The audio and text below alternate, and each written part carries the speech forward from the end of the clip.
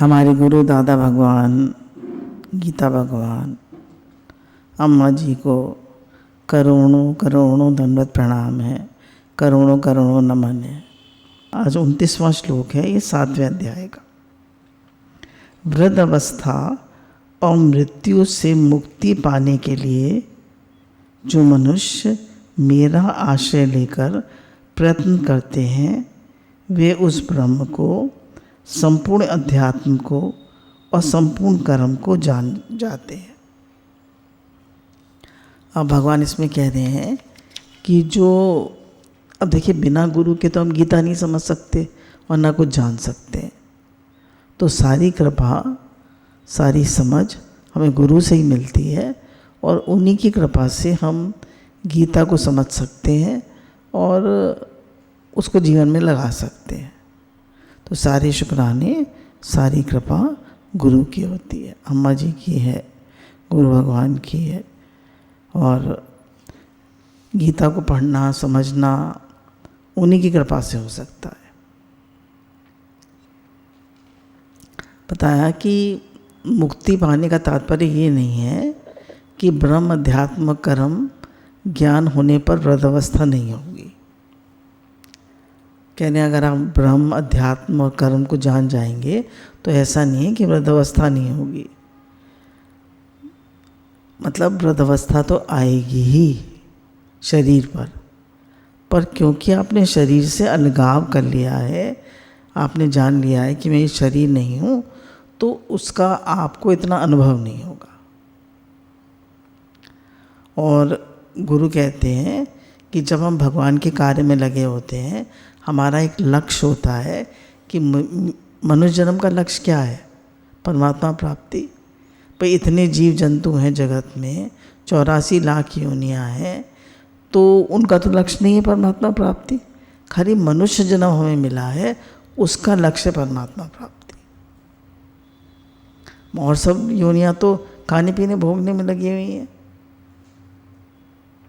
तो ये मनुष्य योनि जो है ये भगवत प्राप्ति के लिए मिली है। इसमें हमें भगवत प्राप्ति के लिए ही प्रयत्न करना चाहिए।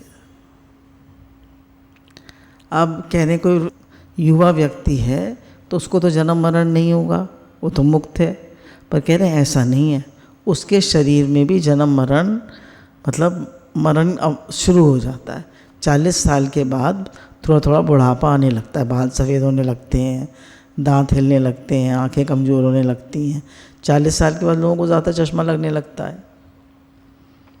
तो क्या कह रहे हैं कि ये सब चीज़ें तो सबके शरीर में होती हैं, पर जब बड़ा लक्ष्य होता है हमारे जीवन का, गुरु हमें भगवान में लगा देते हैं, तो ये सारी बातें, शरीर पे वृद्ध अवस्था आने वाली सारी बातें जो हैं, ये उसको इतनी महसूस नहीं होती है। जैसे इधर से देखते हैं कि ये शरीर भी अब 69 ईयर्स का हो जाएगा, और जो लोग सत्संग कर रहे हैं तो काफ़ी बड़ी बड़ी उम्र के, 75-75 साल के हैं, कुछ तो 80-85 साल के भी हैं। पर फिर भी वो कहते हैं हम गुरु के बच्चे हैं। They feel young. क्यों? क्योंकि उनके सामने बड़ा लक्ष्य है कि हमें परमात्मा प्राप्ति करनी है, और उनका शरीर से अलगाव हो जाता है। वो नाम जप में, भगवत चिंतन में, भगवान की कृपा को फील करने में, सेवा में इतने व्यस्त हो जाते हैं कि उनको शरीर का बोध नहीं रहता, शरीर की बातें इतनी फील नहीं होती। अब कह रहे हैं परंतु जो जीवन मुक्त महापुरुष हैं, उनके शरीर में जरा मरण होने पर भी वे उनसे मुक्त हैं।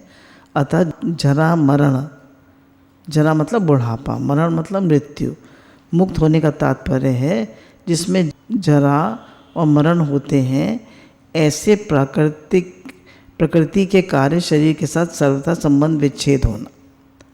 कह रहे हैं ये सब शरीर में है, मेरे में नहीं है। अब बुढ़ापा आएगा किसको? शरीर को। दादा भगवान ने कहा no sin, no sickness, no death. मतलब जिसने अपने आप को आत्मा करके जान लिया, उसके लिए no sin, no sickness no death. उसके लिए जन्म मरण बुढ़ापा मृत्यु है ही नहीं, क्योंकि ये सब तो शरीर में है, मेरे में है ही नहीं, मुझ आत्मा में है ही नहीं। तो कह रहे हैं जब वो शरीर के साथ मैं तदात्म कर लेता है तब वो जानता है कि मैं वृद्ध हो गया, और शरीर के मरने को वो कहता है मैं मर जाऊंगा। अब देखिए लोग अक्सर ही कहते हैं अब तो ये हमारा चला चली का मेला आ गया, अब तो हमारी वृद्धावस्था आ गई, अब तो जाने का समय आ गया। तो गुरु कहते हैं age is not a matter of years, it is a matter of thinking. दादा भगवान ने कहा I am 80 years young and you are 16 years old. मैं 80 साल का भी जवान हूँ, क्योंकि मेरे अंदर उमंग उत्साह है, मुझे भगवान का कार्य करना है, मुझे सेवा कार्य करना है, मेरे सामने बहुत बड़ा लक्ष्य है। और तुम 16 years old हो, क्यों? क्योंकि तुम अपने मन को लिए पड़े हो, तुम अब देह भाव जीव भाव में पड़े हो, तो तुम 16 years old हो and I am 80 years young। तो ज्ञानी का शरीर कितना भी वृद्ध हो जाए तो वो यंग फील करता है। क्यों? क्योंकि वो हमेशा बिजी रहता है भजन में, साधना में, सत्संग में, तो उसके पास टाइम ही नहीं है शरीर के लिए। शरीर में कोई थोड़ी बहुत बातें आती भी हैं तो सबके आशीर्वाद से, सबके प्रेम से, सबके उससे वो जल्दी ठीक हो जाता है।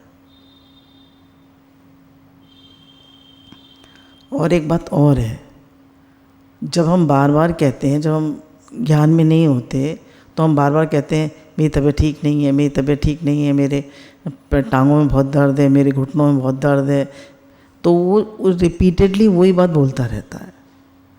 तो गुरु कहते हैं जैसा सोचते हो वैसा अनुभव करते हो, as you think so you experience.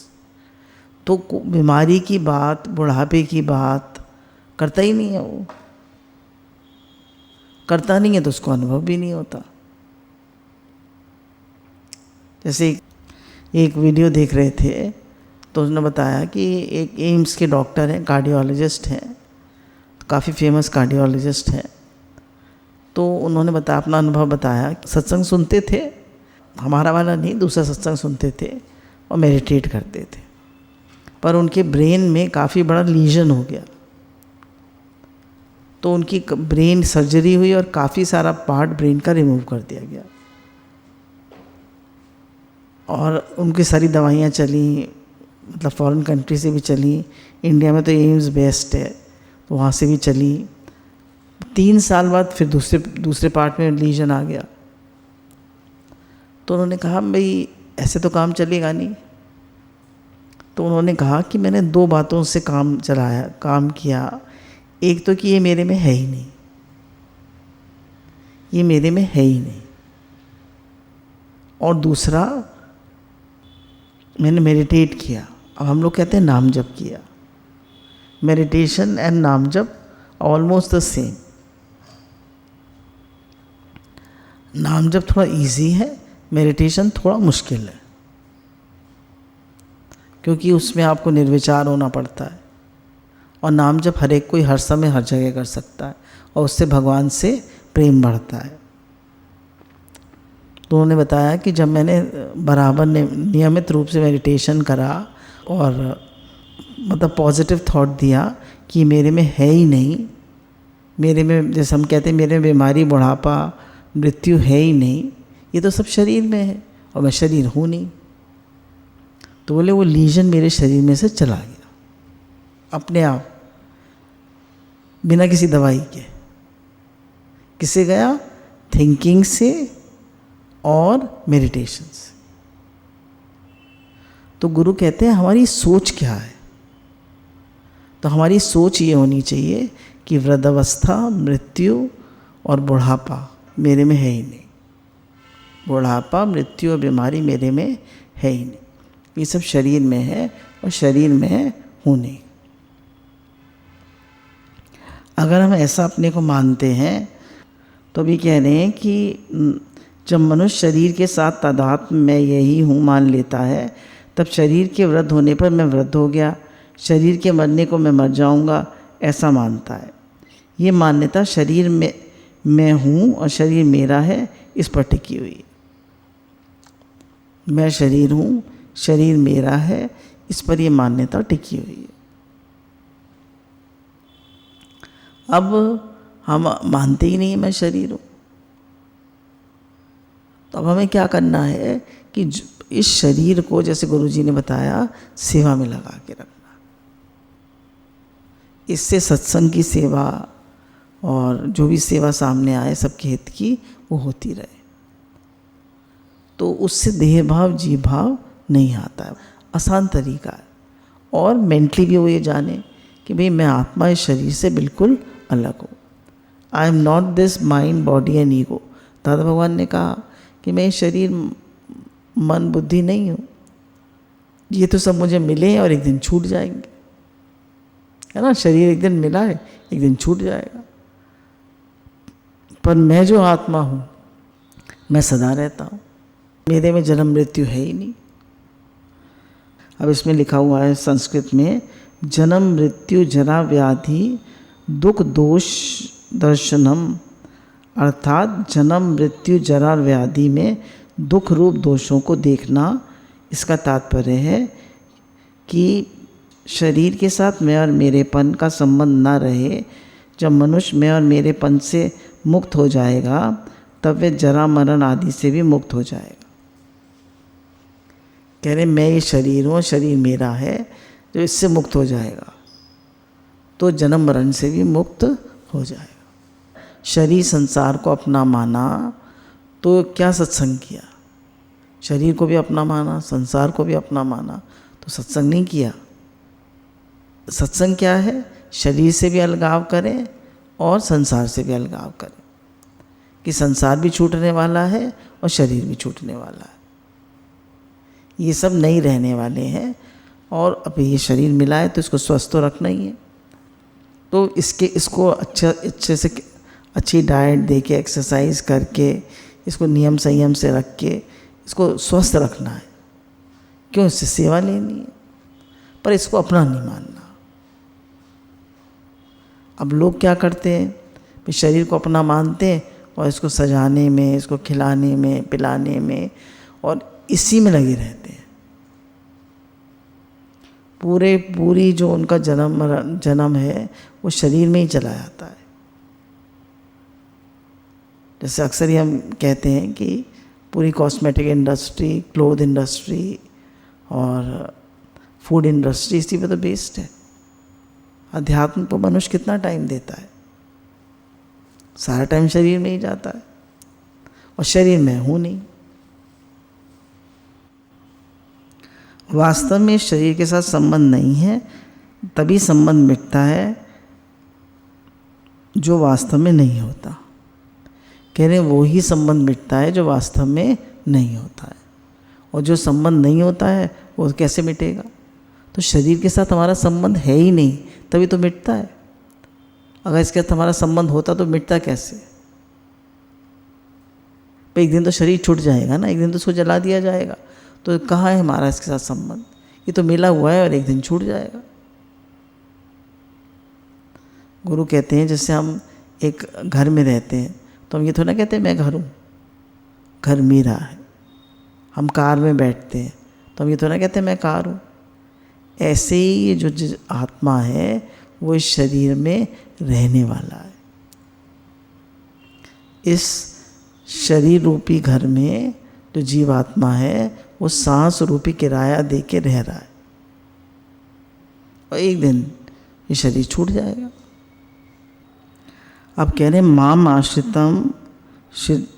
आश्रिता यत्यंती है। अब भगवान कह रहे हैं कि मेरा आश्रय लेकर तुम जन्म मरण से मुक्त हो सकते हो और शरीर संसार से अपना संबंध विच्छेद कर सकते हो मेरा आश्रय लेकर। अब बताए दो बातें हैं। अगर मनुष्य खाली अपने यत्न से काम करता है तो उसको अभिमान हो जाता है, देखो मैंने कितना अच्छा काम किया, मैं कितना होशियार हूँ, उसको ईगो आ जाता है। और अगर वो ये कहते हैं सब भगवान कराएंगे तो आलसी प्रमादी हो जाता है, कहते भगवान सब कराएंगे। तो इसलिए यहाँ दो बातें बताई गई कि शास्त्र की आज्ञा के अनुसार स्वयं तत्परता से उद्योग करे और उस उद्योग के होने पर तथा उद्योग की सफलता के कारण भगवान को माने। कह रहे खूब मेहनत से काम करो और ऐसा मानो कि भगवान ने करा है। गुरु कहते हैं गिव यू 100%, है ना, गिव यू 100%, खूब मेहनत करो और मानो कि भगवान ने करा, भगवान की कृपा से हुआ, भगवान कराने वाले गुरु की कृपा से हुआ। अब कह रहे हैं अगर शरीर संसार को महत्ता देता रहता है तो कितनी भी मेहनत करे उसको भगवत प्राप्ति नहीं होगी। कह रहे हैं खूब नाम जप कर रहा है, खूब मेहनत कर रहा है, खूब सत्संग कर रहा है, पर शरीर और संसार को महत्ता दे रहा है, इम्पोर्टेंस दे रहा है कि ये सत्य है, तो उसको भगवत प्राप्ति नहीं होगी। अगर वह शरीर संसार को स्थायी न माने और उसको महत्व न दे तो भगवत प्राप्ति में देरी नहीं लगेगी। और शरीर और संसार को अपना न माने तो भगवत प्राप्ति में देरी नहीं लगेगी। अब कह रहे हैं शरीर और संसार की स्वतंत्र सत्ता नहीं है, इसको विचार पूर्वक हमें हटाना पड़ता है। अब जो भगवान का आश्रय लेकर करते हैं कि भगवान आपकी कृपा से होगा, भाई शरीर संसार से अलगाव करना इतना आसान थोड़ी ना है। तो गुरु अभी हम लोगों ने आश्रय टॉपिक लिया था गुड़गांव में, तो वहाँ पर हमने इस बात को समझा कि हम आश्रय किसका लेते हैं। आश्रय हम लेते हैं पैसे का, घर वालों का, पति पत्नी का, बच्चों का, दवाइयों का, डॉक्टर का, पद का, प्रतिष्ठा का, कितनी चीज़ों का आश्रय लेते हैं। तो कह रहे हैं जो भगवान कह रहे हैं जो मेरा आश्रय लेते हैं तो उनको ये रहता है कि जो भी हम साधन भजन कर रहे हैं, जो भी हम सत्संग हो रहा है वो गुरु की कृपा से हो रहा है, वो भगवान की कृपा से हो रहा है। मेरे में कोई शक्ति सामर्थ्य नहीं है कि मैं सत्संग कर सकूं या मैं भगवान का कार्य कर सकूं, मेरे में कोई शक्ति सामर्थ्य नहीं। सच में जब सत्संग करने बैठते हैं तो लगता है हमें तो कुछ आता ही नहीं है, हमसे तो सत्संग होगा ही नहीं। ये तो गुरु कृपा होती है, भगवान की कृपा होती है तो सत्संग हो पाता है। तो यही कह रहे हैं कि जो प्रभु कृपा से भजन साधन करता है, जो उनकी कृपा का आश्रय लेता है, तो उसको अपने बल का अभिमान नहीं आता और वो भगवान के समग्र रूप को जान लेता। परंतु जो संसार से विमुख होकर भगवान का आश्रय लेके यत्न करते हैं, उनको भगवान के समग्र रूप का बोध होकर भगवत प्रेम की प्राप्ति हो जाती है। ये विलक्षणता बताने के लिए भगवान ने यहाँ माम आश्रित यतंती कहा। भगवान कह रहे हैं जो मेरा आश्रय लेकर प्रयत्न करते, बराबर यही कहते हैं कि गुरु कृपा से हो रहा है, गुरु कृपा से, गुरु करा रहे, भगवान करा रहे, अपना अभिमान जरा भी नहीं करते। तो उससे वो भगवान के समग्र रूप को जान भी लेते हैं, उन्हें भगवान की प्राप्ति भी हो जाती है, भगवान से प्रेम भी हो जाता है। तभी कहते हैं हमेशा गुरु को ऊपर रखो, अपना अभिमान जरा भी मत करो। अभी हम श्लोक को अगर देखें तो उन्होंने कहा कि जरा मरण मोक्षाय माम आश्रित यत्यंती, मेरे आश्रय से वो जन्म मरण और मोक्ष को प्राप्त हो जाता है जो मेरा आश्रय लेता है और ब्रह्म को जान लेता है। अब ये कह रहे हैं ब्रह्म को कैसे जान लेता है कि जो हमारा स्वरूप है वो निर्गुण निराकार है, जो मन बुद्धि इंद्रियों का विषय नहीं है ना। अब हम मन इंद्रियों से तो नहीं जान सकते अपने स्वरूप को और उनको परोक्ष रूप से देख भी नहीं सकते। अब कह रहे हैं कि वो जो परमात्मा है वो तो सब जगह हर समय, है ना, सब जगह हर समय विद्यमान है। Every time, always, everywhere. वो तो परमात्मा तो हर जगह हर समय हैं, फिर हम उन्हें क्यों नहीं देख पाते, फिर हम उन्हें क्यों नहीं जान पाते? ये प्रश्न है। क्यों नहीं जान पाते?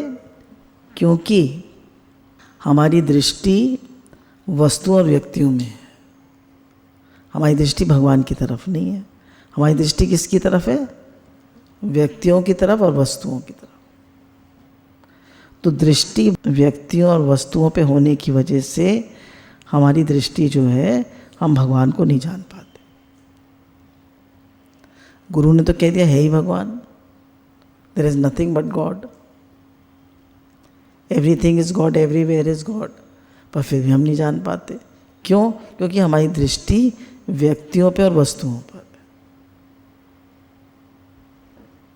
हम लोगों के कर्म स्वभाव देखते रहते हैं, नाम रूप देखते रहते हैं, तो हमें भगवान का अनुभव ही नहीं होता।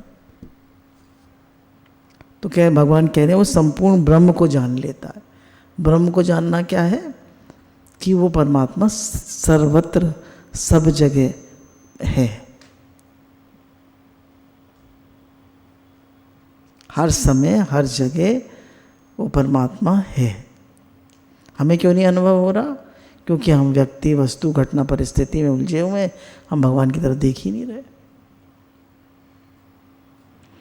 अब कह रहे हैं कि वो, ये तो हो गया कि वो संपूर्ण ब्रह्म को जान लेता है। अब आया कि वो संपूर्ण अध्यात्म को जान लेता है। अब अध्यात्म को जानना क्या है? अध्यात्म को जान जाते हैं, अर्थात संपूर्ण जीव तत्व से क्या है, इस बात को वे जान जाते हैं। अब कह रहे हैं अध्यात्म को जान लेते हैं, मतलब कि जीव क्या है? ईश्वर अंश जीव अविनाशी, चेतन अमल, सहज सुख राशि। ये जो जीव है ये ईश्वर का ही अंश है। ममे वांछो जीव लोके जीवभूते सनातना। तो कह रहे हैं भगवान के आश्रय से साधक जब क्रियाओं और पदार्थों से संबंध विच्छेद हो जाता है, तब वह अध्यात्म तत्व को, स्वरूप को जान जाता है। कह रहे हैं बार बार भगवान का आश्रय लो, गुरु का आश्रय लो, गुरु को ऊपर रखो, तब तुम शरीर से और संसार से तुम्हारा संबंध विच्छेद हो जाएगा और तुम अपने स्वरूप को जान जाओ। तब तुम जान जाओगे मैं भगवान का हूँ और भगवान मेरे। शरीर से नहीं, आत्मा से। भगवान कौन है? भगवान आत्मा है। तो हम शरीर से कैसे भगवान के हो जाएंगे? केवल अपने स्वरूप को ही नहीं, प्रत्युत तीनों लोकों, 14 भुवनों में जितने भी स्थावर जंगम प्राणी हैं, उन सबके स्वरूप को भी जान जाता है। सबका स्वरूप शुद्ध है, निर्मल है, प्रकृति से असंबद्ध है, अनंत जन्मों तक अनंत क्रियाओं और शरीर के साथ एकता करने पर भी उनकी कभी एकता हो ही नहीं सकती। कह रहे हैं शरीर के साथ कभी कितनी भी योनियों में चला जाए मनुष्य, उसकी शरीर से एकता हो ही नहीं सकती। अध्यात्म को जानना क्या है? मतलब ईश्वर अंश जीव अविनाशी, चेतन अमर, सहज सुख राशि। ईश्वर का ही अंश है ये जीव और अनंत जीव है। 84 लाख योनियों में जितने भी प्राणी हैं वो सब जीव हैं। जितने भी पेड़ पौधे, जितने भी जीव जंतु, सब जीव हैं और इनकी कभी एकता हो ही नहीं सकती शरीरों से। ये स्वरूप से हमेशा अलग रहते हैं। यही अध्यात्म तत्व को जानना है कि हम शरीर से अलग हैं, शरीर संसार से हम अलग हैं। यही अध्यात्म तत्व को जानना है। ये जीव जो है ये ईश्वर का ही अंश है और शरीर और संसार, और शरीर संसार अलग है और मैं आत्मा अलग। अब कह रहे हैं संपूर्ण कर्मों को भी जान लेता है। अब भगवान ने कहा ना मेरे जन्म देवे मेरे कर्म देवे। भगवान ने सृष्टि की रचना क्यों करी, कैसे करी, इसको भी जान लेता है। अब कह रहे हैं भगवान ने चारों वर्णों की रचना करी, पर उन्होंने मतलब जैसे जिसका कर्म था उसके हिसाब से उसकी रचना करी। जैसे जैसे इसके कर्म था उसके हिसाब से उसको वैसे वैसे योनि दे दी, वैसे वैसे उसको घर दे दिया, परिवार दे दिया, वैसी वैसी योनि दे दी। तो भगवान में ना तो कर्तृत्व है और न भोक्तत्व है। देखिए इसमें लिखा है, जैसे भगवान ने चारों वर्णों की रचना की, उस रचना में जीवों के गुण और कर्म हैं, अर्थात उनके जैसे भाव हैं, उन्होंने जैसे कर्म किए हैं उसके अनुसार ही शरीर की रचना की गई है। उन वर्णों में जन्म होने पर स्वयं भगवान की तरफ से कोई संबंध नहीं, इसलिए भगवान में कर्तृत्व नहीं है, पर इच्छा भी नहीं है। कि जैसे जिसके भाव थे, जैसे जिसके कर्म थे, वैसे उसको शरीर मिल गया। तो भगवान में कोई कर्तृत्व भी नहीं है और फल इच्छा भी नहीं है। तो मनुष्य को भी देश काल परिस्थिति के अनुरूप जो भी कर्तव्य कर्म प्राप्त हो जाए, उससे कर्तृत्व और फलासक्ति से रहित होकर करने से वे कर्म मनुष्य को बांधने वाले नहीं होते, अर्थात कर्म फल जनक नहीं बनता। कह रहे हैं अगर मनुष्य भी ऐसा जाने कि भाई जो भी कर्म हो रहे हैं मैं करने वाला नहीं हूँ और ना मुझे कोई फल की इच्छा है, तो वो कर्म उसको बांधेंगे भी नहीं और उसको जन्म मरण में भी नहीं ले जाएंगे। जैसे भगवान ने कहा कि मैं तो मनुष्य के भाव के अनुसार और उसके कर्म के अनुसार उसको योनि दे देता हूँ, तो ना तो मेरा कोई कर्तव्य है ना कोई फल की इच्छा है। ऐसे ही मनुष्य भी कोई भी कर्म कर्तापनी के अभिमान से ना करे और फल की इच्छा से ना करे। जैसे गुरु जी ने बताया कि जो कर्म करता है केवल अपने लिए, वो पाप को ही खाता है, वो पाप ही भोगता है। तो हमें मनुष्य शरीर मिला है सेवा के लिए। सेवा क्या है भाई, जो भी कर्म सामने आए उसे करो और उसमें किसी के लिए गलत भाव मत रखो। कल सेवा का पढ़ रहे थे तो उसमें ये उन्होंने कहा कि गलत भाव किसी के लिए ना रखना सबसे बड़ी सेवा है। भगवान का भजन करना सबसे बड़ी सेवा है, क्योंकि जब हम भगवान का भजन करते हैं तो ऐसे है जैसे हमने वृक्ष के मूल में पानी दे दिया। तो वृक्ष की जड़ में पानी दे देंगे तो क्या होगा, सारे पेड़ पत्ते हरे भरे हो जाएंगे। तो जब हम भगवान का भजन करते हैं तो हम सबका हित करते हैं, क्यों सबको शांति मिलती है। तात्पर्य है कि कर्मों के साथ अपना कोई संबंध नहीं है, इस तरह उनके साथ निर्लिप्तता अनुभव करना ही अखिल कर्म को जानना है। कह रहे हैं जितने भी हमने कर्म करे उनके साथ हमारा कोई संबंध नहीं, वो अपने को किसी भी कर्म का कर्ता मानता ही नहीं है। और हम जरा भी कर्म करते हैं हम कहते हैं अच्छा हुआ, मैंने अच्छा किया, या मुझसे आज खराब हो गया। तो कह रहे हैं ये तो सब कराने वाली है, करण करावन आपे आप मानुष के कछु नहीं हाथ।